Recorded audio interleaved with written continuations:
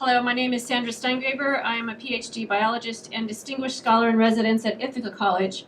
My field of expertise is environmental health, and I have spent the last 10 years researching the public health impacts of climate change and fossil fuel extraction with a focus on fracking.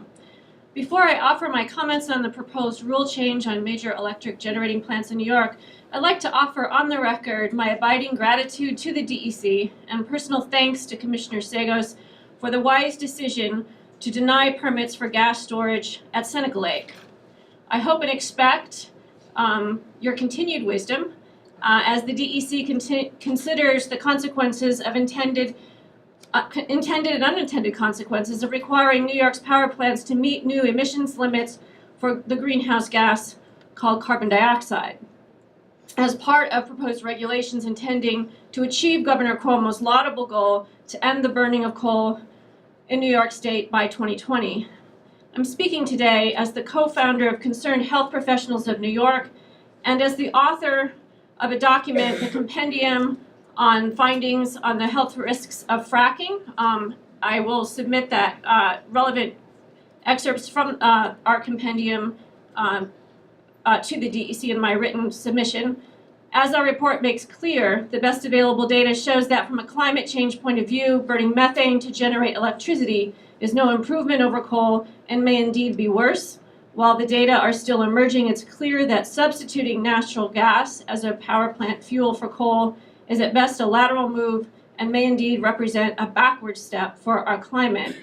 This then is the fatal flaw of the proposed regulation as it's currently drafted. By setting strict limits on carbon dioxide, the rule effectively sunsets coal burning in New York State, but by entirely ignoring the other major greenhouse gas, methane, the rule unintentionally incentivizes the repowering of coal-burning power plants with fracked gas. Carbon is not the first name of carbon dioxide. Carbon comes in two forms, carbon dioxide and methane. And carbon dioxide and methane are co-criminals in the villainy that is climate change.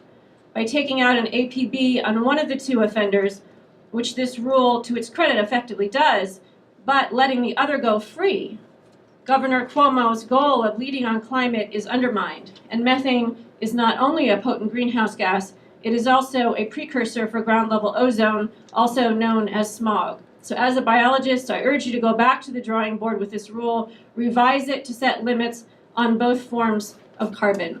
Finally, all of us in this room are wearing a sign that says visitor, and I want to acknowledge that we are all natives, inhabitants, residents of the state of New York. We will fight for it. The blood of our bodies runs with the water, the food, and the air of our state. We'll fight for this place. Thank you.